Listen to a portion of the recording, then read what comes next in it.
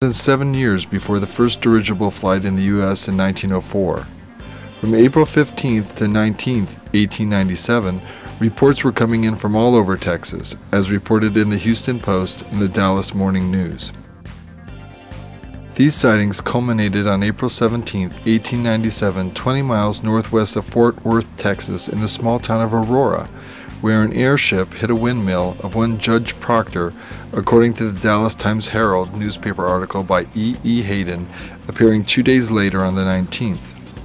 The resulting explosion scattered debris of the airship for several acres, and quoting from the article, "The pilot of the ship is supposed to have been the only one aboard, and while his remains are badly disfigured, enough of the original has been picked up to show that he was not an inhabitant of this world." The article continues, "Papers found on his person, evidently the records of his travels, are written in some unknown hieroglyphics and cannot be deciphered. This ship was too badly wrecked to form any conclusion as to its construction or motive power. It was built of an unknown metal. The town today is full of people who are viewing the wreckage and gathering specimens of strange metal from the debris."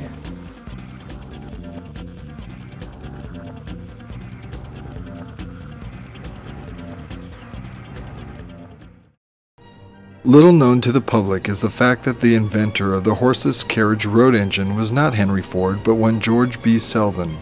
Selden sold his patent from 1895 to the Association of Licensed Automobile Manufacturers, and the companies in the fledgling industry were required to pay only 1% of their yearly earnings to this association. Henry Ford refused to abide by the Selden patent, and was quoted as saying that Selden and his patent can go to hell. Rockefeller took an interest in Ford, whose case was lost when the court decided in favor of the Association of Licensed Automobile Manufacturers. Rockefeller came to Ford's defense with plenty of money and legal counsel, and when Ford appealed, the Court of Appeals overturned the previous decision, ruling in favor of Ford. The invention by Nikola Tesla of the AC induction motor around 1900 dealt a serious blow to Rockefeller and Ford's plan for an automobile industry that would rely heavily on crude oil refined into gasoline.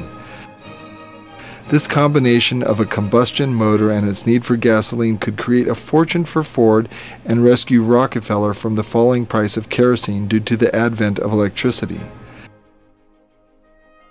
Tesla's invention would create cars running on electricity and topple the giant, and using Ford and Thomas Edison, who tried to prove that AC was a danger, Rockefeller managed to turn the automobile industry towards combustion engines and gasoline.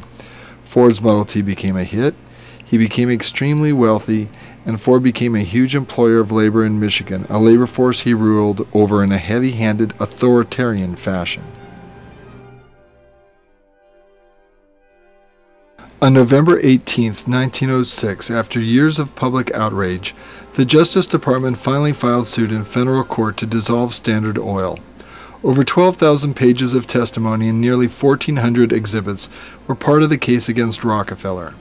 On August 3, 1907, U.S. District Court Judge Kennesaw M. Landis fined Standard Oil $29.24 million and ordered that Standard Oil be broken up into 7 separate corporations.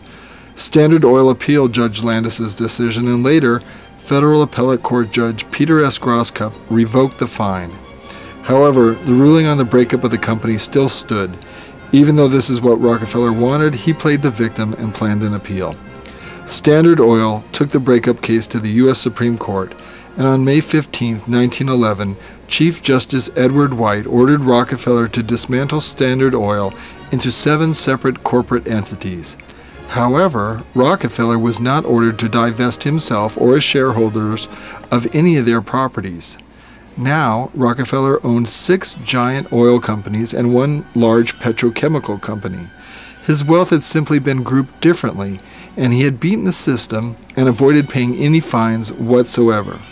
Many senators and congressmen were dismayed, knowing that the Supreme Court had behaved exactly how Rockefeller wanted. This allowed for the appearance of fair competition, eliminated any future legal matters regarding monopolistic behavior, and yet allowed Rockefeller to retain all his holdings and wealth, and gave him the cover to diversify into other sectors of industry